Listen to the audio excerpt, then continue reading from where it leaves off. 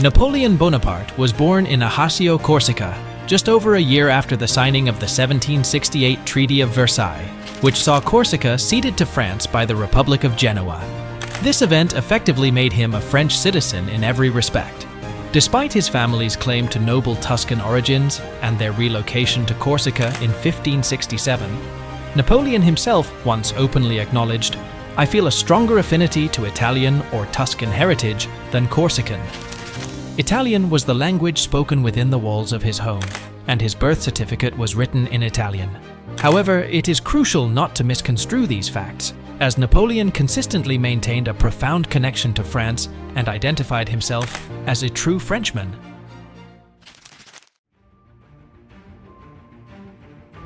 On Sunday, December 2nd, 1804, Napoleon Bonaparte took an unprecedented step in history by crowning himself Emperor of the French within the hallowed walls of Notre Dame Cathedral in Paris. This event held a unique place in the records of imperial coronations, yet it found its origins in the illustrious precedent set by Charlemagne's coronation on the Christmas morning of the 19th century within the Constantinian Basilica of St. Peter, where he knelt before Pope Leo III. It is worth noting that both Charlemagne and Napoleon embarked on a path where they were proclaimed emperors of an empire that did not exist before them. Napoleon was keen to replicate the coronation of Charlemagne meticulously. He even purported to wield an ancient sword, traditionally believed to be that of Charlemagne himself, during the grand ceremony. Although the original crown was lost to history, Napoleon insisted on commissioning an exact replica. In the case of a dignified imperial coronation, the presence of the pontiff was considered imperative. Charlemagne had undertaken the journey to Rome to receive the crown from the hands of the Pope, thereby symbolizing the Church's sanction on his rule. Napoleon, however, charted a different course. He brought Pope Pius VII directly to Paris for the momentous occasion.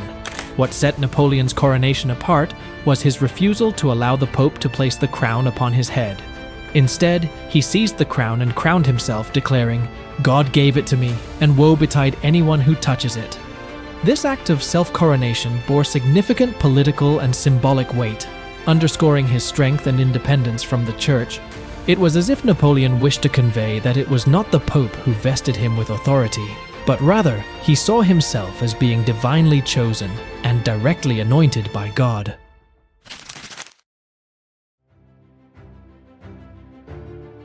The mystery surrounding the broken nose of the Sphinx is an enduring enigma, with no definitive answer.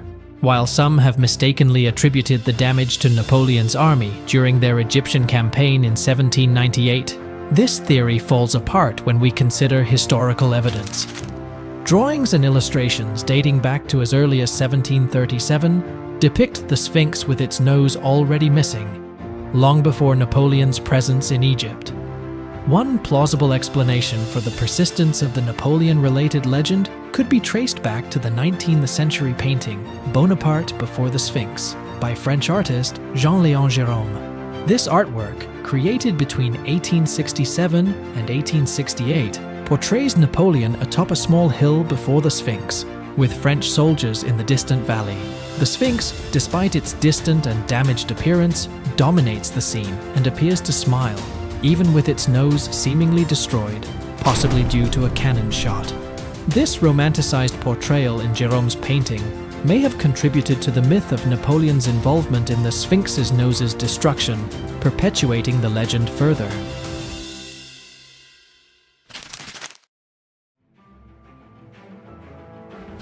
In February 1815, Napoleon made a daring escape from exile on the island of Elba, determined to regain power in France. His return sent shockwaves through the French monarchy. King Louis XVIII, alarmed by Napoleon's comeback, ordered his army to arrest the former emperor, but fate took an unexpected turn. On March 7th, near the village of Laffrey, Napoleon found himself face-to-face with a royal infantry regiment. With only 1,000 loyal men by his side, he faced a critical moment. Legend has it that Napoleon, a master of theatrics, took a bold step. He ordered his soldiers to lower their weapons and advanced alone towards the opposing forces. In a dramatic plea, he shouted, "Soldiers of the 5th Regiment, I am your emperor. Don't you recognize me?" With a theatrical gesture, he exposed his chest and challenged, If any of you wants to shoot your emperor, I'm here. Would you dare shoot your emperor?" This extraordinary display of courage and charisma touched the soldiers' hearts, and they rallied to his side, shouting, "Long live the emperor!" In the ensuing days, desertions from the royal army surged, leaving King Louis XVIII in a precarious position. To add a touch of humor to the situation, Napoleon even published a cheeky manifesto in Paris. In it, he addressed the king saying, "My dear, don't send me any more troops. I already have enough." Napoleon's audacious return and his ability to win over the very soldiers sent to arrest him marked the beginning of a remarkable comeback that would reshape the course of history. While the veracity of these events may never be confirmed through historical records, this anecdote stands out as one of the most captivating and treasured tales about Napoleon.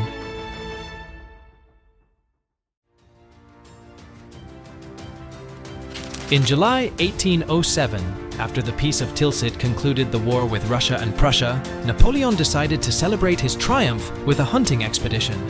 He entrusted the organization of this event to his trusted aide, General Louis-Alexandre Berthier.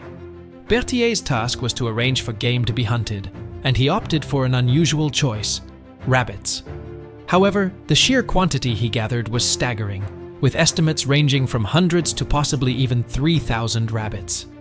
As Napoleon and other eminent French military leaders gathered for the hunt, the rabbit cages were opened. What followed was unexpected and comical. Rather than fleeing in fear, the rabbits made a beeline for the emperor. A vast and furry carpet of these creatures advanced toward the most powerful man in the world and his trusted companions. Initially, Napoleon and his entourage found amusement in this peculiar sight. However, the situation took an amusingly chaotic turn. The rabbits began nibbling at Napoleon's ankles, climbing up his tailcoat and trousers, and eventually reaching his shoulders and head. Napoleon attempted to shoo them away with his whip, but their sheer numbers and tenacity thwarted his efforts. In frustration, he even fired a few shots from his rifle, but the rabbits remained unflinching. As the relentless horde of rabbits closed in, Napoleon and his men were compelled to make a hasty retreat towards their carriage. These rabbits, it seemed, were simply hungry and likely anticipated a generous offering of carrots and fresh lettuce from Napoleon and his general.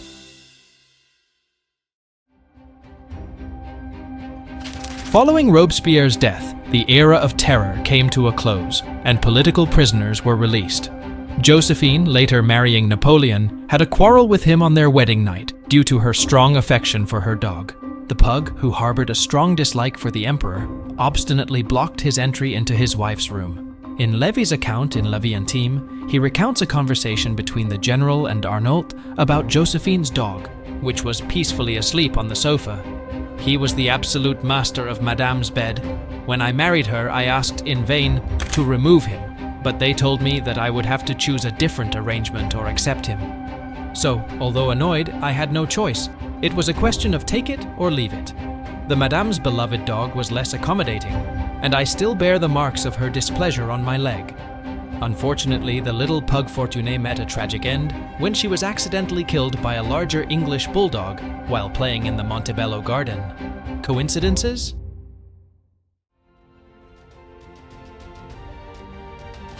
Despite the widely held misconception that Napoleon was significantly shorter than average, historical records indicate that he stood at approximately 5 feet 6 inches tall, which was a typical height for men during his era. The propagation of this myth can be attributed to foreign propaganda that sought to diminish Napoleon's stature in both the literal and figurative sense. One notable instance of such propaganda came from British caricaturist James Gilray, who created a famous cartoon depicting Napoleon as a diminutive general held in the palm of the hand by the English monarch, King George III. This portrayal, reminiscent of the Lilliputians and Gulliver's Travels, was intended to portray Napoleon as a grotesque figure. Additionally, there is a misconception associating shorter individuals with a predisposition for aggression and bullying, a notion that was unfairly applied to Napoleon as well in the context of his dealings with other European nations. However, it's important to clarify that this belief lacks any substantial scientific or historical support.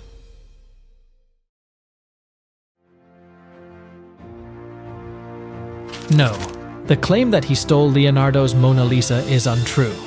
Historical records indicate that the painting had already been in France since 1517, when Leonardo himself brought it there. Subsequently, it is believed that King Francis I acquired the painting. Napoleon, who had a strong passion for art, simply placed the Mona Lisa in his wife Josephine's quarters in 1800. Later, the Mona Lisa became a permanent part of the Louvre's collection and was even referred to as the Napoleon Museum during that era.